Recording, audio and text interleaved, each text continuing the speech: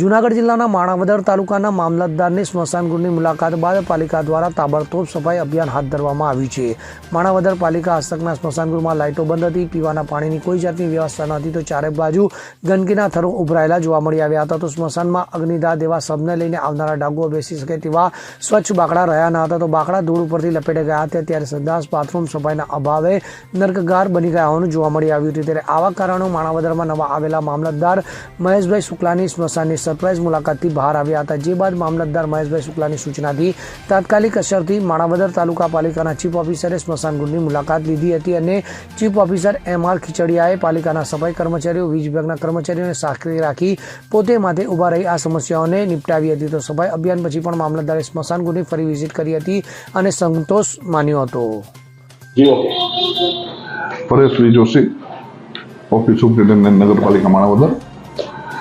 આશરે 2 દિવસ પહેલા મામલતદારશ્રી અને હાલમાં વહીવટદારશ્રી તરીકે ચાર્જમાં છે એવા આદરણીય શુક્લા સાહેબ દ્વારા માણાવદર સ્મશાન ગૃહની મુલાકાત લેવામાં આવેલ અને તે દરમિયાન મુખ્ય સ્વચ્છતાનો મુદ્દો તેમના ધ્યાને આવેલ અને તેઓએ સૂચના આપેલ કે ભાઈ સ્વચ્છતા વ્યવસ્થિત રીતે થવી જોઈએ, જેને અમારા માનનીય chief officer Shri MR Khichadiya સાહેબ દ્વારા ગંભીરતાથી લેવામાં આવેલ છે અને અમને સ્ટાફને સૂચના આપવામાં આવેલ, જે અનુસંધાને આજરોજ સવારથી સાંજ સુધી અમે પોતે સેનિટેશનના કર્મચારી જયંતિભાઈ જાદવ, ભીમભાઈ બાલાસરા, સ્મશાન પગી અર્જુનભાઈ બાલાસરા અને સફાઈ કર્મીઓની સાથે સઘન સફાઈ ઝુંબેશ ચલાવી અને સ્મશાનની સંપૂર્ણ સફાઈ કરવામાં આવેલ છે અને મામલતદાર સાહેબના ધ્યાને જે લાઇટની ફરિયાદ આવેલ છે એના માટે પણ છે ઇલેક્ટ્રિક વિભાગને સૂચિત કરવામાં આવેલ છે